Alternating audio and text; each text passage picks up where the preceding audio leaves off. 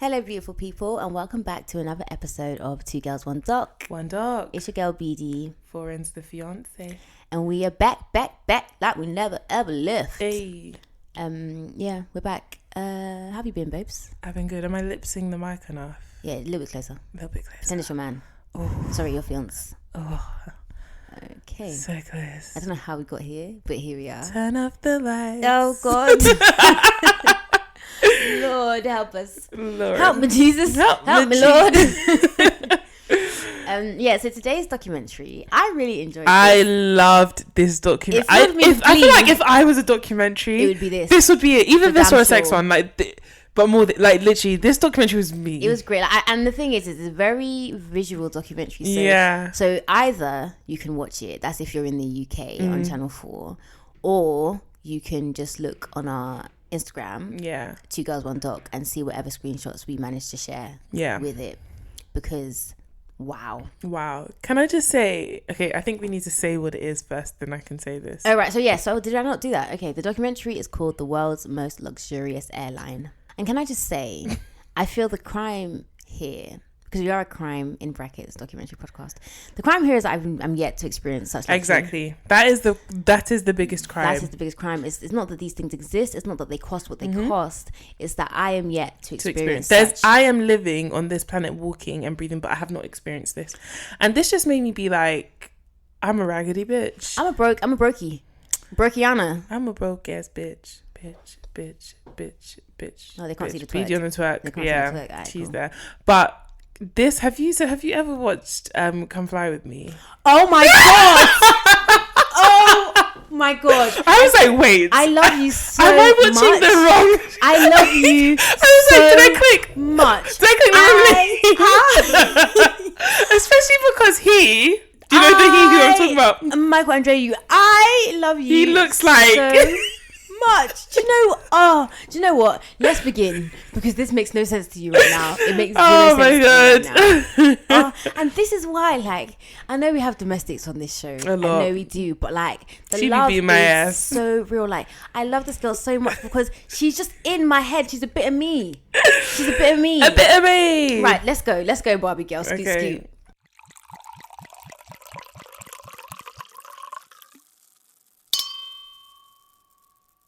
All right, so this whole documentary is about Singapore Airlines, okay? And we meet in the beginning this guy called Michael Andreou, who is... What a queen. He is... She is. the queen. And those eyebrows, you could tell he got them freshly threaded. Do you know when we used to go to the booth to get eyebrows threaded? And then everything we read after. No, yeah. But then also, like, remember sometimes we would see that there's like Romanian men, like the big burly Romanian men there. He's like that minus the burly Romanian. Yeah, but he's yeah. Where do you think he's from? I was thinking Greece, maybe Cyprus. Yeah. So he's the customer services officer for Singapore Airlines. And boy, does he know it. He knows it, and we now know it. That sounds like it's from Belinda Blink. Oh, yes. They always say this. Belinda Blink. And did she know it? Oh. So this will be a silly episode. We actually aren't drinking this episode as well. So yeah, I don't know. This is all fueling from the energy from this documentary. So Michael Andreou, I'm going to call him Andreou because that, I think, better exemplifies his nature rather than Michael. Michael's a bit basic, right? No offense to Michael's out there. But Andreou says he's been working for the airline for 28 years. And so he's got clout in this game. He knows he's that bitch. The best way I could describe his personality is like, you know, when you walk into like a designer store and the essays. Yeah, they cannot afford the stuff that's in there, but somehow they think they're better than you. They know everything about it. Don't you know they are better than you? Do you know why? Because they are the gatekeepers of the stuff, whether they can afford it or not. Do you know what I mean? And it's kind of thing where it's like they probably have seen people richer than you, so people. So you are lowly to them. It's like, I know I work here and stuff, but like, you think you're a big man. There's bigger men. Do you know I'm what I mean? surprised Nicole doesn't have the energy of us after she put shoes on Beyonce. Who? Nicole. Oh yeah. Do you know? I always think about that. I'm always like, she must think we're such lowly bitches. Yeah, I forgot about that. So he's in charge of first class customers, and so he tells us he deals with a lot of celebrities, which of course, first class, whatever. So we meet this 90-year-old woman named Gertrude, who now lives in Singapore, and she's been traveling there in first class So she's traveling to Singapore in first class for 40 years. At this point, I literally was like, Jesus, you need to change my destiny. It notes, cannot be that people are living this kind of life and that I'm not even getting a crumb. My notes all say, God, when? God, when? God, when? Because it's like, this is the wealth. This is wealth. This is not, oh, I'm rich. This is wealth. But then I started thinking, she's 90. She's been traveling first class for 40 years. So she only got up when she was 50. Which means she still got time. Yeah, but I don't want to wait that long. I don't want to wait that long either, Lord Jesus. I don't want to wait that long, Lord God, Father in heaven. Expedite my success. Amen. Because this is wealth. Rich is going to Dubai. Yeah. Rich is still nice. God, I'll take rich for now. Going to Dubai, driving a Bentley, but going back on economy class. No shade. Wealth is you do this shit on a regular. Wealth is my daddy did this. Yeah. I feel like her husband did this though, but yeah. Either way. Get that money. Either way. However. That is patriarchy I am willing to uphold. Amens. So I feel like if you hear Gertrude's voice, you'll know exactly what she looks like, right? So she tells us, I will not travel on any other because of the service, because of the clientele, because of the comfort and the efficiency. Because of the service and the clientele and comfort and efficiency. That's exactly how she talks. And she talks like this and she says, I would never fly with any other airline. Because why should I? The efficiency is amazing. The crowd. The crowd. I did have tea with the Queen, you know. I did have tea with the Queen. The Queen is my best friend. Oh, Elizabeth. Oh, Elizabeth. Crumpets, darling. Darling. Darling. So we hear that Singapore Airlines was the first to market cabins on the aeroplane. So like the first class had little suites. And this was ages ago. This was like 10 years ago, right? So they had double beds, so you can really just sleep on the plane. You have shutters and you have a door. And I just feel this is the only way that I want to do at my Heart Club. Like this is, if I want to do it at my Heart Club, this is the way. Not the raggedy toilets. This is how I'm trying to do it. Double bed. Shutters and blinds. Have a double bed. Meanwhile, on the flight, I'll have to ask the person behind me, can I recline my chair a bit? Fam? And I'll be telling the person in front of me, please do not recline. I thought I was lapping up luxury because on the way to Dubai, there was no one on my row, so I stretched out and slept. That's what I did. Yeah, when I went to Tanzania, yeah, literally. Oh, God, you need to change my destiny. Sometimes it's not good to watch these things because if you don't know these things out there, you don't feel bad for the life you're living. You're just like, oh, it's fine. But then sometimes I do think that there's this whole untapped market. Like I told you about that girl that I watched on YouTube, yeah? Like, you don't realise how not rich you are because you can be content with your life. Like I'm content with my life. Do you know what I mean? I can get what I need to get and stuff. However, I'm watching a lot of My Effing Kids. Fam, but still no Drag Race. I feel like the domestics have started. I feel like there's just a level of rich that you can't even fathom. Like literally, there's nothing that you actually cannot do in this world if you have enough money. Yeah. Nothing. Everything is possible. And that is the point of this documentary. In fact, we can conclude it there. There is nothing the mind can boggle that you cannot do. If you can imagine it can happen if you have enough money. And there's one thing this guy says later on, which I think is spot on, but we'll get there. We will get there. I feel like I know the quote. Yeah, literally. So like cabins on a plane, basically. It's a suite. Yeah, it's bigger than my room, right? So they say all of this to say that they started doing this 10 years ago, okay, trendsetter, and then all the competitors started doing the same thing. So now it's starting to affect their profits because now all these rich people have options. Do you know what I mean? They're not the only ones doing the suite. And so the point of this documentary is that Singapore Airlines are investing $500 billion with a B, Great British Pounds. GBP. So we see the unveiling of the new first class suite. Like that's the whole point. They spend all this money, and so this whole documentary is showing us, you know, how the suite came to be. Yeah, and also like the new plane as well. Yeah, exactly. Yeah. So we meet this guy called Alex, who is an aviation analyst.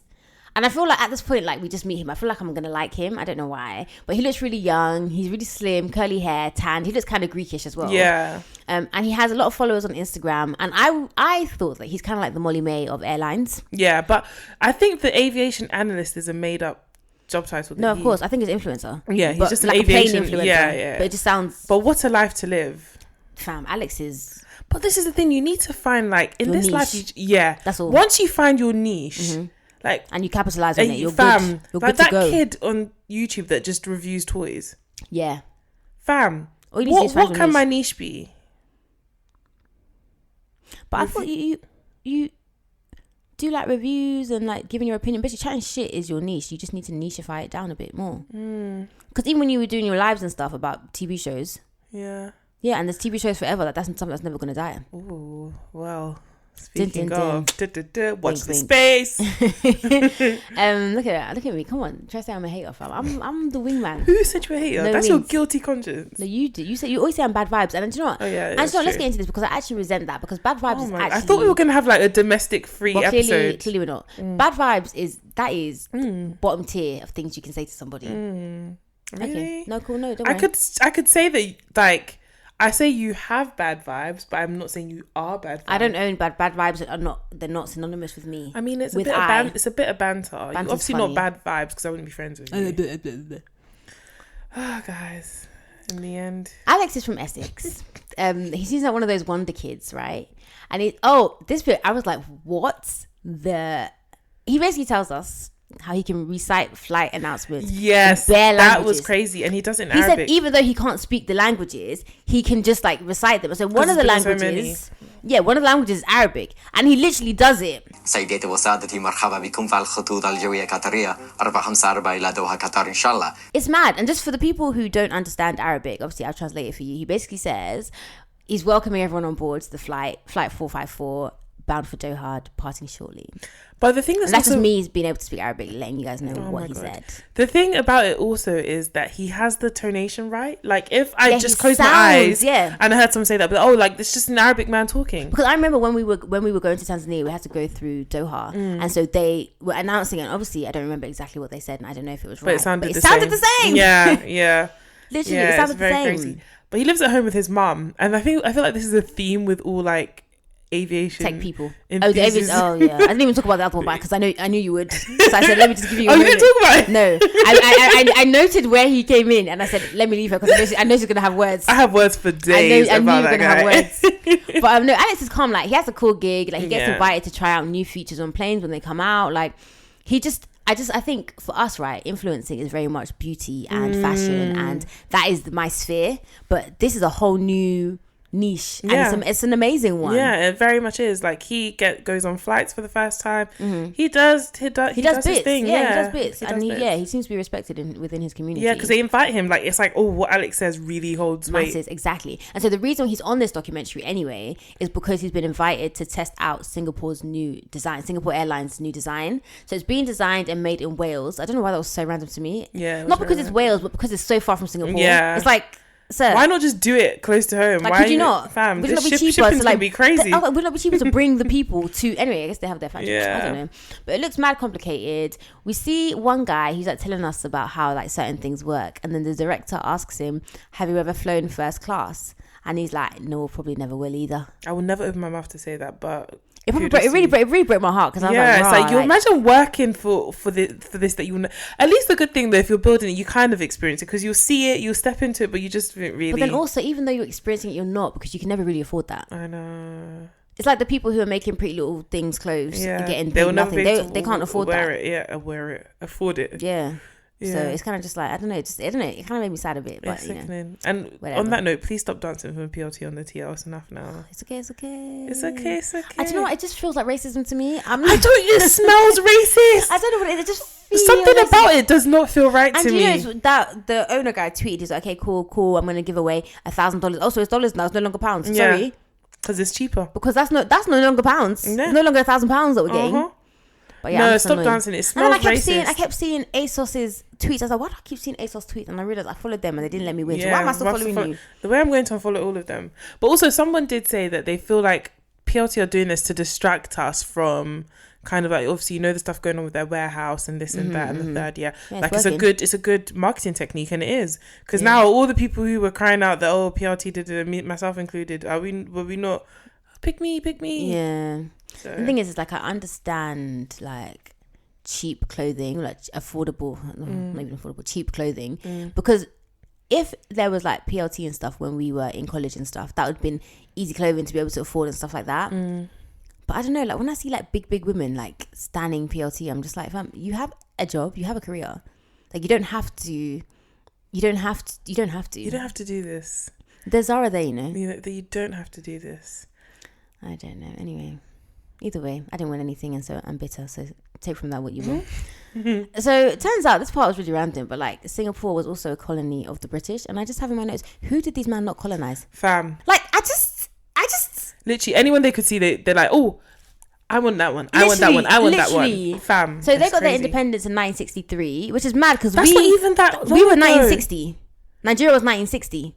Whoa! So it was 3 years after us. 1960. And look, they have their own airline. And I remember they used to be. Well, I don't remember because I wasn't alive back then. There was like Nigeria Airlines or Nigeria Airways, which was like a proper big thingy. Really? Yeah. And then I remember my dad talking about it time ago, so I went to Wikipedia to be like on Nigerian Airways just to make sure I wasn't moving mad. No time you'd be able to. No, it was a whole thing. No, I think it's like Arik Airboy. But basically, it says it had a paragraph in there that was like, oh, due to like corruption and mismanagement.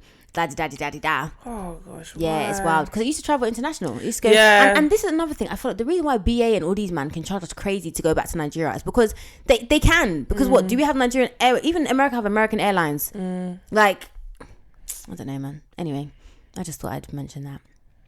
I mean, I do remember hearing about Nigerian Airways. Yeah, like it was lit. It's very weird. It's actually, now that you think, it was very weird that as a country we don't have our own like international. Ethiopia have theirs. Ethiopia Airlines. Yeah, but. What do you mean? Ethiopian Airlines is lit. Isn't that the airline where they had the crash? It is the one. Bare places have had crashes. But there's a particular... Malaysia Airlines MH370. I know, no. I don't know where that one is. And that one is wild to me because I remember it so clearly. Yeah, but I listened to a podcast on that, and basically they were like, the pilot did it. They said that. That was one of the theories, but like, how can they prove that? Based on some of the stuff he had been looking at, not the pilot, sorry, the co-pilot, because he was new. So the pilot was like supervising him. So based on some of the stuff he had been looking at, he had like a training simulation game that he was doing, and he only learned how to do a particular landing that happens like when you like crash or something like that. It was something. I'll send you the podcast. Okay, it was so weird, and it kind of freaks me out because I remember that day. Because that's when I was in second year uni. Yeah. And it was a Saturday. I remember it was a Saturday because I was on my way to work. And in the morning, I was getting ready, watching the news. This plane had gone missing. And I was like, oh, it's weird. I'll find out what happened when I get back from work. Come back from work, still hadn't found it. Thing, yeah. It's like 6 years later now because it was 2014. 6 years later now, nothing. But that's the thing, like, it's so crazy because I can, like, that lack of closure would kill me. How can you just not know what happened to your loved one? Like, just like so that, crazy. They've disappeared. Just gone. And that you will never know. People are seeking closures from relationships. I'm like, man, like, it ended. Do you know what I mean? Like, you know what happened. The person's alive. This is like crazy. 6 years later. Imagine and then I think 3 years after it happened, then debris washed up. Yeah, but it wasn't even the whole, it was like a wing. Yeah, exactly. They still haven't found. But that's 3 years after. So how long had this been floating? It's so crazy. It's so crazy. Mermaid, little Ariel and shit, they're playing with the... That's wild, fam. the ship at the bottom of the ocean. Fam. It's crazy. Sorry, that got really heavy, guys. We're going to bring it back up. Yeah. We're bringing it back up. Okay. Rewind. So while Singapore Airlines... This is so funny to me. While Singapore Airlines are trying to get their new suite delivered and sorted, Emirates announced their new suite. Not only that, it's available already, right? They're like, I see your suite and I raise you one that you can actually fly now. And this is what we mean by real G's moving silence like lasagna. Literally. Because you're here doing an announcement, doing documentary. Your mate has surpassed you. Fam. Moving in silence. Sometimes you need to be quiet. Fam. But the thing is, like, we do I don't know if you're going to touch on this, but we do touch on the fact, like, some of the things that make Emirates and what's the other airline?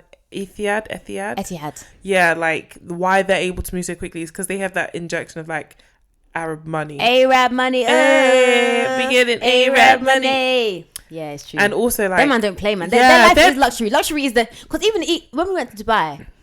It was we were in economy, obviously. Emirates, yeah. It was Emirates, Emirates. But even the economy, I was like, it was nice. This is the best economy I've ever. And I've been in economy. I know my economy. I know the ins and out. Economy connoisseur. Okay, that's what I am. You can't tell me nothing about economy. I know. So that Emirates one, I said, okay, this what kind of I felt a bit fancy, fancy. No, yeah, they've got that. So they can move quickly. Yeah, Singapore people still scrambling about trying to get the coins. To this day.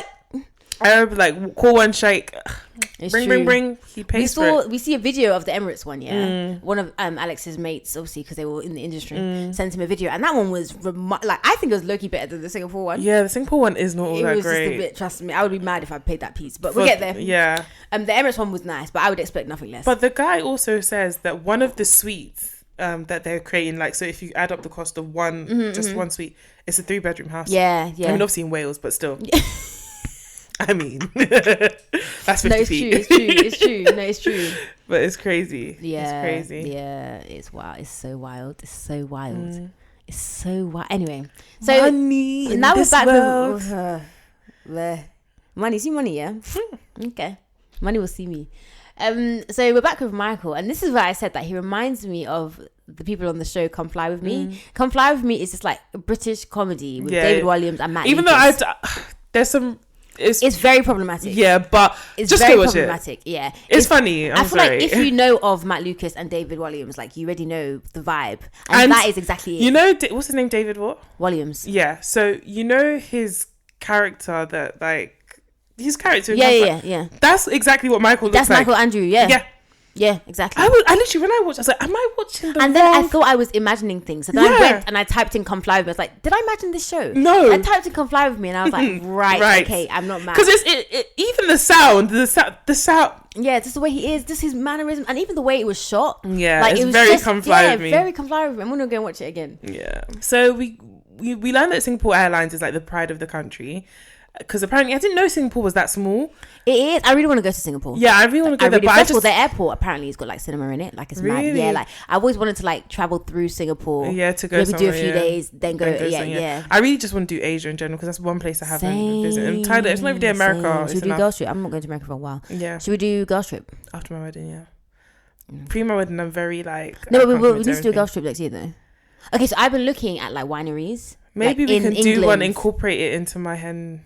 No, but I don't want it to be just about you. Then if it's your Hindu, it's going to be about you. Obviously, it's going to go without me then, because my money's going to my Okay, but wow, guys, can you see this? I'm saying, I literally have been looking at like weekend breaks in the UK. Oh, okay, yeah. Like wineries or like vineyards or like wine tasting tours or whatever that we can go to. Martha's Vineyard, but yeah. Okay, now you're smiling. So yeah, literally, we could go on a Friday, come back on a Monday or something. Yeah, as long within as the UK. Mm-hmm. Exactly. Okay. So that's something I'm suggesting. Because we Asia, and then I was like, okay, well then you said Singapore. Anyway, cool. But yeah, no. So I didn't realize Singapore was that. Stop doing your face. I didn't realize Singapore was that small that it needed to be put on the map. But because all countries in Asia are quite big, so you just assume like Singapore's small. I don't know. There is something about people who can like they live just outside, whatever is outside of Singapore, and then they travel into Singapore Malaysia, to work. Maybe it's Malaysia. Asia. Do you remember I do actually remember it, and that's why I'm laughing. Yeah, they like just live outside because Singapore is apparently mad expensive. Oh god, Singapore! It makes me hungry. I think about Singapore noodles right now. But see, they are on the map, fam. About so yeah. So anyways, we meet this 40-year-old BK Tran. Was it Tan? I don't know. He looks 25, which is really good. Good genes. Does he look 25? What do you think? How old do you think he looks? He doesn't look 40. But he gives me 40 vibes. No, he gives me your weirdo vibes. No, he gives me 40 vibes. He does. So he's a 40-year-old virgin. We don't know his vaginal state. We don't know his virgin. We don't know. We suspect, but we don't know his vaginal state. Okay, and if you are a 40-year-old virgin, that movie 40-year-old virgin was based off of the life and times of BK Tan. Not life and times of BK Tan. But yeah, so he says this refurb is challenging Emirates head on. Okay, cool, whatever. So we get to his house where he lives with his mum and dad. So his mum and dad's house. Yes, I think it is his mum and dad's house. Yeah, it is. No. So yes, it's his mum and dad's house that he still lives in. Yeah. At 40. Excuse me. No, we're not going to do this. No one. That's what we're not going to do. I'm not trying to be elitist. We're not going to do that because you know that ain't right. Rub your Vaseline. So you go to his room. And he has over 200 model aircrafts in his room and on display by his single bed.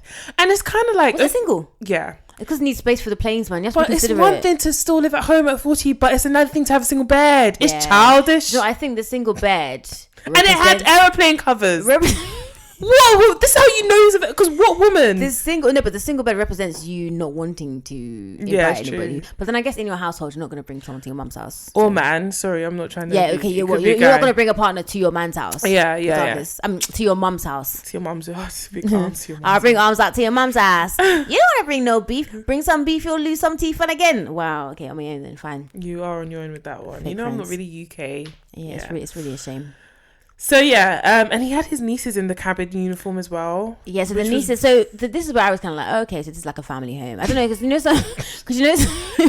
know some cultures, like everyone lives in the house, until like obviously a certain time, you get married, and then like maybe you move out, or you still live in the, maybe when you have kids you move out, or whatever happens you move out, right? So he was kind of like, I live in the house with my parents and my nieces, and so I was kind of like, is it that the nieces parents also live in the house, which is like the whole family thing, or is it that the parents aren't about, so then the nieces, he takes care of them? I don't know. Either way, he has a single bed with airplane covers. I think that is the most important thing that we need to take away from this. That is the takeaway. I knew you were gonna have things to say. That's why I just even left it. I said, okay, do your things. But okay, there's this really problematic bit that I wanted to highlight. Okay. So he's talking about the Singapore uniform and the ladies who the air hostesses. Yeah, they're called Singapore girls, and it's a real thing. Like, it's a real marketing technique. They had a whole song. Yeah, they had a whole song, and we learned that this concept of the Singapore girl, which are the air hostess, are meant to be like demure and subservient and whatever. And it was basically a British advertising advocate called Ian Beatty who wanted to market, quote unquote, naturally attractive Asians to Western customers. So fetishize them. Basically. And it's been criticised, because I can only imagine the sexual harassment that some of these women like endured in like the 70s and 80s working on these flights. And even the ones who weren't working on these flights. It's like, if I am a Singapore looking woman, young, demure, pretty, just walking down the street, then people are also thinking like, cool, you're just another Singapore girl that I can have my way with, or you can do what I want. But yeah, so that was very annoying. It was very, very crazy. Yeah. So we meet another first class passenger, and he's proper northern. I think he's from Wigan. And he's talking about how you get treated like royalty when you fly first class. And he's like discussing the different wines and champagnes. And he's like, when I go on board, sometimes they have this and sometimes they don't. And, sometimes, they've got like the good stuff and I really like it. It's like, no, I'll wait till I get on board. Because when I get on board, they'll have the Don Perignon. Imagine a guy from Wigan. He's like, imagine a guy from Wigan. First class. Up north are seen as the more industrial, the basic bitches. I don't agree personally. You guys know I love Manchester and adjacents, right? But down south are supposed to be like the, would you? Except for Newcastle. Except for Newcastle, yeah. And its inhabitants. Everyone's one in particular. Imagine if he listens to this pod. He definitely doesn't. Okay, cool. One. What was I going to say? So apparently, like down south where London is, it's supposed to be posh, and we speak like this, and we say grass and glass and la la la la. I remember when I went to uni in Manchester, right? And I said glasses, and they're like, it's glasses. Glasses. I was like, excuse me. What are you talking about? Very much. Glasses. But yeah, so basically it's a bit weird for someone common. I'm doing quotation, guys, don't get offended. Common, like from Wigan, is doing up first class. But good on you, son. Listen, if you got the coins, we love to see it.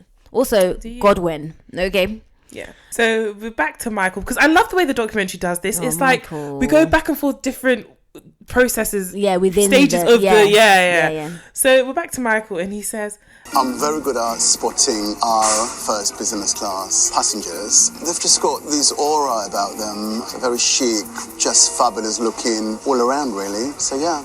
And the way he says it, it's like, the rest of you are basic bitches. I don't know if it's that. I just think he's so in awe of the rich. Like, I think he's one of those people that if he could inject himself into that lifestyle, he would. I mean, we all would. No, I think there are people who look at the brokies and think, brokies, and people who look at the rich ones and think, wow, oh my god, amazing, and people who do both. And I think that Michael Andreou is the kind of person that's like, oh my god, the rich, like so engrossed with the rich and stuff that he doesn't even think about the broken. He doesn't even encounter them. They don't even.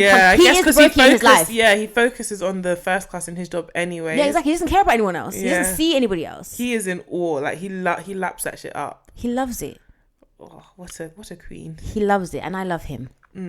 So I wasn't going to include this next bit but like as she kept talking, I was getting more and more annoyed, and so here we go.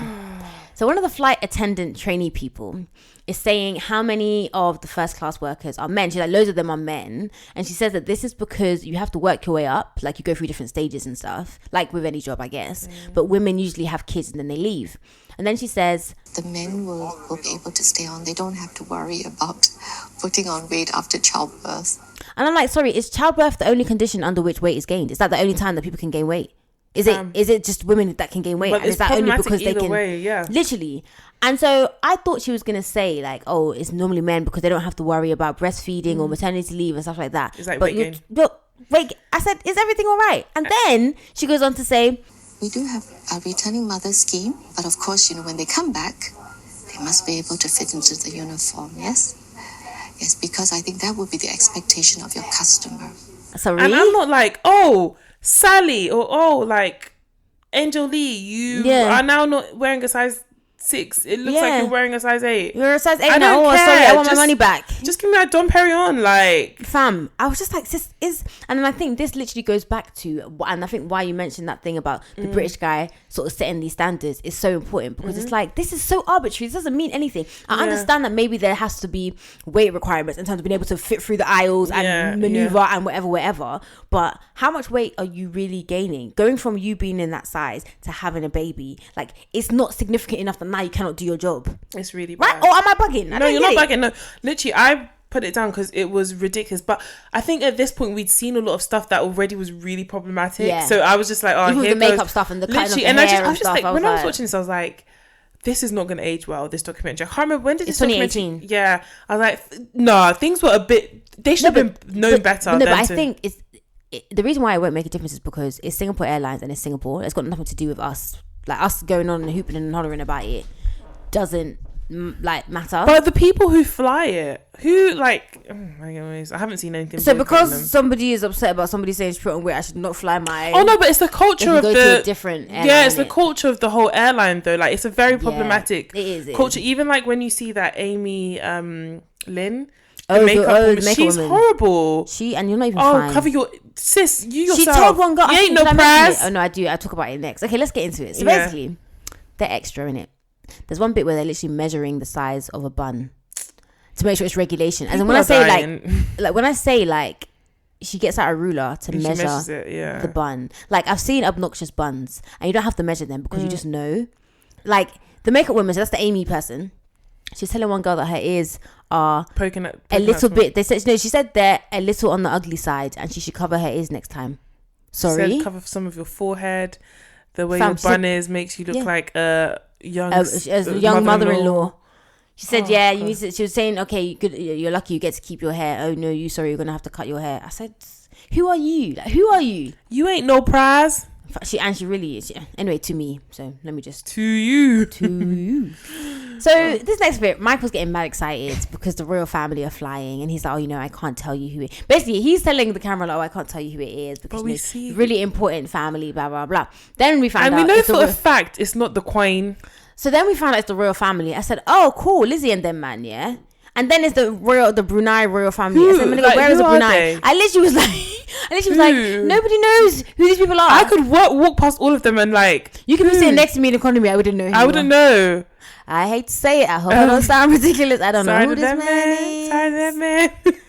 I could be walking down the street. I wouldn't know a thing. He really was flapping his tits about it was gonna be like Lizzie and I thought it was gonna be Lizzie and them. Listen, Willy. He's the guy in the friendship group that's like, oh my goodness, you'll never guess who I saw today. It's like, and everyone's like, who that? But then his friends are probably the same way he is, though, so they probably are excited. I thought it was gonna be Lizzie, Mama Charlie. Even if it was Lizzie, then. Even if it was Lizzie, and then what? Because I was thinking in my head when it said royal family, I was like, wow, what? No private jet, nah. And then it was the Brunei. I said, okay. Oh, that makes sense. Right. Yeah. So next bit is about food. We see the airline food being made in the airline headquarters. They make everything fresh. I think that might just be for first class because nothing I've tasted has ever felt. She's so fresh, exciting, so exciting to me. Oh, hey, she's fresh. Oh, tunes, bruv. I want to go to a rave so bad. But that. What rave have you been to where they played that? I'd like to go to one. I'd like to see it. I would like to see it. Cheeky remix, isn't it? Oh, I don't think any food I've eaten in economy has been fresh. Airplane food to me is just. But they have a separate. They said they have a separate section where they cook. Exactly, and it made me realize that our food is basically just frozen Iceland dinners. Yeah, of course it is. I honestly nothing we eat is fresh. She's fresh. apparently the air pressure affects the taste of the food. That was really a good tidbit. They recreate the conditions on the ground and then taste it. This guy, he looks like he just wanted to eat because it was like, I'm gonna get like how. But the thing is, the food, like, it just doesn't look good to me. Yeah. Any airplane food just doesn't look good. I don't know what it is about it. Like, even as they were cooking it before, it didn't look appetizing. Exactly. I wasn't like, even though eating on the plane, I was just like this. I would still be like, like, I eat airplane food because you're hungry. Then what else am I gonna eat? But it's never like. I never think. I mean, wow. I like the crackers and cheese because at least that is. Yeah, I like when they have the bread with the butter. Oh yeah, that's good. Can't really get bread and butter wrong. Anyway, I prefer Emirates' food would be better. I feel that. If you're gonna fly first class, who would you fly with? Sorry, when we fly first class, who do you want to fly with? Virgin. Oh, really? I think Emirates would be good though. I mean, the flight I took to Emirates to and back, the plane wasn't that great. It seemed like it was an old ones and new ones. Yeah, but even when I went to Nigeria last year, the BA plane, Lord, they just thought put these niggas in anything because it was even walking past even walking past business class. I was like, this is trash. I would have been so angry if I paid to business class. BA in business class is notoriously bad though. BA have not refurbed their planes in like their business. I would never pay for BA. Yeah, I've done. Is it premium or something? Premium economy. Yeah, but it wasn't. I did it with Virgin, and you feel like you're in first class. Virgin premium economy is really I've never good. flown with Virgin before. It's Virgin is will always be my preferred. Really? Like, yeah, if I can go Virgin, I'll go Virgin. Well, next time I'm out of the nation, we shall see. Okay. So we're on the new plane now, and we're on an actual flight. And so the toilets. Did you see the toilets? The big one. Bruh. It is bigger than my uni flat toilet. Bruh. It was that wild. Toilet was. It was proper nice. Banging. It was proper nice. So the suites, to me, they look like a little office. So like, they've got like a tablet, so you can kind of speak to the air hostesses that way. You can call them. They've got plasma screen TV, 32 inches, which is decent. How many inches is that? What? 32. It's quite big. 32. 32 inches. Yeah, it's quite big. Is it like your? No, my laptop is not 32 inches. Okay. It was bigger than my laptop. Oh, okay, right, yeah. Yeah, it was bigger than my laptop. So they can like deploy the bed, which was like a single bed. I don't know. And there was so much faff about that bed as well. It just looks like it looked like BK. It looked like BK Tan's bed. It was like all this money for literally all this money for BK Tan's bed. I was just kind of like, right. Do you remember the plane? Okay, maybe we'll get to that. There was electric blinds. The chair swivels so you can face the window and you can watch the flight. So Alex makes a big deal about, oh my god, I can just sit down and watch the flight. Who is on a 9-hour flight just staring out the window? Let me like, you've seen a cloud. Like, nothing else has changed. Moving like Bird Box. Like, literally, I was like, fam. Just close it in and sleep. Just close it and sleep. So the bit that makes me just think, this life, yeah. The director asks Alex, so why is all of this necessary? And Alex, our aviation analyst, says, it's not necessary. Nothing in first class is necessary. First class is less about what is necessary and more about what they can impress you with. It's such a mood because there's no need for any of this. He says first class is less about what's necessary, more about what they can impress you with. And it's true. Like, if you've got the money, because at the end of the day, whether you swivel and watch the sunset or I crane my neck and try to look in between the seats, it's the same sunset. There's not one sunset in first class. You know, I used to comfort myself with, like, if this plane crashes, everyone will dead. Everyone will dead together. It's not like the air hostess is going to be like, oh wait, you're first class, less. Yeah. Everybody fine. Every man for himself. You don't know. Maybe there's a private shuttle. Maybe they just eject the first class. All the rich and useful to the economy have been ejected. The rest of you first half of the plane, they would just eject. And you see the parachute, and the rest of us would just be like, right, is it like that? Yeah. Oh, sorry, repent of all my sins. Rest of you peasants, scramble for your lives. It's crazy. No, so we're near the end of the documentary now, and we're watching the plane about to like the first. So Alex was on the delivery flight. Can I just say something? He also says that like he goes to the toilet and he does this whole inspection thing. Yeah, and the seat doesn't go down. He's like soft clothes. Yeah, fair, whatever. But then he also says like there's no shower, which Emirates has, and it's kind of like, you saw what Emirates did. They're popping. Why did you not include a shower? Because they should have had a shower. Exactly. But I think that they were sort of like near the end stages of everything by the time Emirates. But he said it was a cultural thing. I don't know what culture that is. I guess also Emirates is Arabic, which is usually like Muslim. Yeah. And they like have to like shower before they pray, don't they? Or wash them. Wash. Yeah. So I guess that's the cultural element. Maybe. Yeah. And also like they're just better. Yeah, because their whole life is luxury. Fam. Remember that hotel we stayed in Dubai? Even the hotel I stayed in Dubai. Oh, is it? Let me know which one it is and I'll go. Yeah, you should go. Actually, I won't need to because anyway, moving on. So I just got it. Woo, that was close.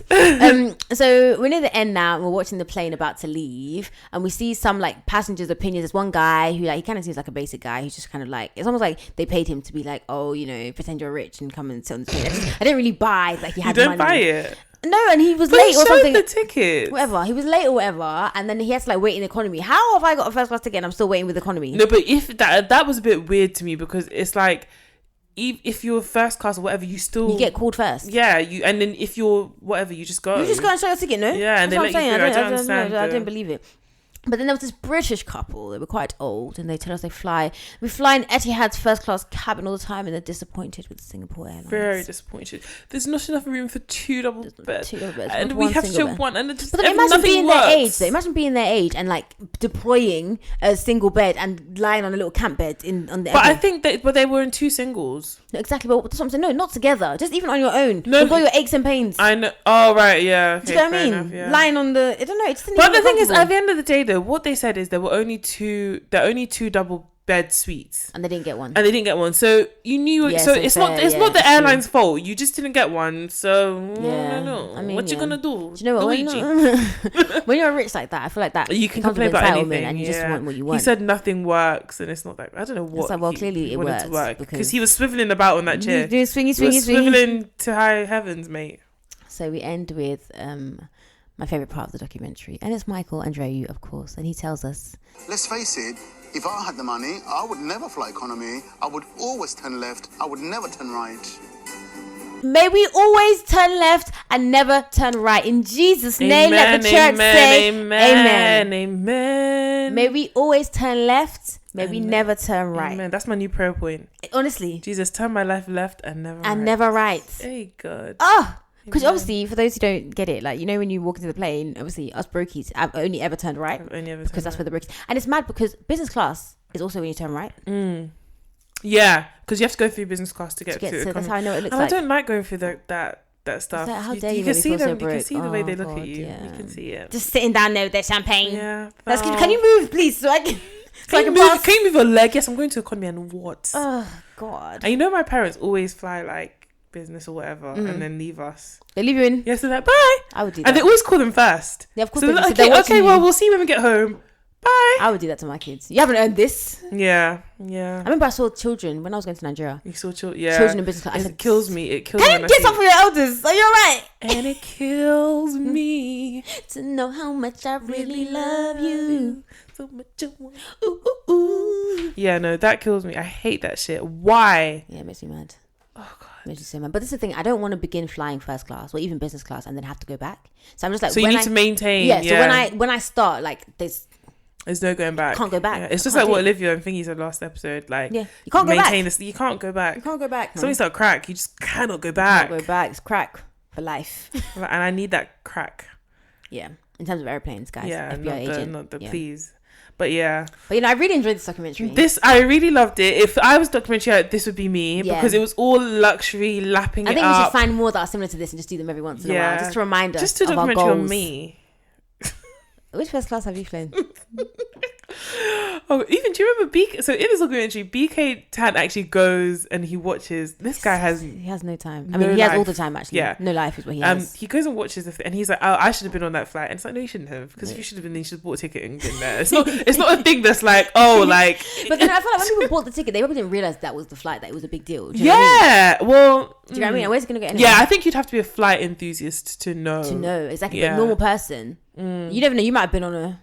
I'd really love to know if he's still Michael and Andreou still employed. We can try to find him. He's been considering like 20 the years. COVID, and even that airline. They had like Singapore Airlines. Yeah, they had like a year of solid flying, I guess, to pay back for the the Rona.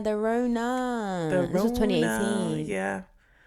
So yeah, all right, guys, this is really enjoyable. I would suggest watching it if you have access to it. It might be on YouTube, but I didn't see it. It's a quick one. Yeah, it's nice. It's an easy watch. It was an easy watch. It was enjoyable. Like, I didn't feel like it wasn't laborious taking notes or anything. I really enjoyed it. What are we doing next? Oh, can you say it? I can't remember. Oh God, something do about everything. sex shop. A very British sex shop. Yes, we love a very British. Which is quite reminiscent of a very British brothel episode that we did. So if I you had haven't a listened to sex that, with this girl, and listen she to was that. from Brazil. And what did you say? No, you thought you didn't know if Madrid was in Spain or if Brazil was in. Oh, guys, I haven't watched it yet, but I reckon it'll be a very interesting one. It's about a family who own a sex shop Awkward. in Britain. Yeah, so that'd be quite fun, quite a naughty one. Yeah. But yeah, guys, where can they find us? You can find me Us. I said us. Oh, you can find us at 2 Girls 1 Doc Instagram on and Twitter and Instagram and Facebook. Yep, sure can. And where can we find you? 4 ends with 2 underscores Twitter and Instagram. And where can they find me? They can find you at BD1 Era. Wow, it really be your own. BD on Eyewear on Instagram and Twitter. Tweet. And BDOnEyewear.com. Oh yes, I had like a spike on my website today. A spike. So like it will message me to be like, "Oh, traffic alert! You've had a spike on your website." I wonder what it was. Yeah, I know. It's in Canada. So shout out to the Canadians out there. Sometimes when I get like, if I pick up my phone, I went back when I used to have notifications. If suddenly I see loads of like Twitter notifications about, did someone drop my nude or something? Like, what is going on? Oh my God. See, this is why I can't be Twitter famous, man, because I go on Twitter and the only notification is Twitter saying put on your notifications. Excuse me. And I'm like, I said no. Pretty much will always be in your DMs. No, you haven't been in my DMs for a while. When was the last time you sent me a DM? I think I sent you one today. You didn't. Han. No, you didn't. You haven't sent me one yesterday. Well, that's yet to be seen. Okay, there you go. Not the bang. The bang. That lives in my head rent free. Oh God. All right, guys, I want to play the trailer for a very British sex shop. Yeah, and we'll see you next week. Snip. Snip. Now that lives in my head rent free. Thank you so much for listening, guys. Thank you, guys. Really appreciate it. We love ya. Share with a friend. Yeah. And a couple of friends. You Just tell so your everyone, friends. We tell our friends. And we can be friends. All right, guys. All right, babes. Bye. Oh my God, have you been watching Fabulous Lives of Bollywood Wives? It's on my to start list. Okay, we're going to discuss. Yeah. All right, guys. Have a wonderful rest of the week. Bye. Bye. When I first started out, I think that was probably the biggest you'd ever get. And now, they're going up to that size. Tim Richardson has been catering to the great British public's every kink for nearly 20 years. My slogan is another day, another dildo. We also do that in large. His chain of sex shops is very much a family affair. There you go. Helping run the business, ex-wife Nancy. Because it's pure, but it's slutty. New wife Kalandra. You try working with your partner's ex, it's not going to be easy. Daughter Kizzy. You want me to model a latex fashion show? And son Taz. A remote control bullet. It's every young guy's worst nightmare to hear their mum talk enthusiastically about sex toys. Day to day, this family get a unique peek into the bedroom habits of the nation. I like the fact that no one can see who I am. Nothing says I love you more than a 14-inch rubber fist. I love the sex business. You just don't know by looking at someone what they're into. But working with your nearest and dearest... What did you do today at work, darling? ...isn't always plain sailing. If you want to make me seem like I don't know what the fuck I'm doing, then carry on that train. See you later. It's a fucking shambles. Here we are today, all working as a happy sex shop family.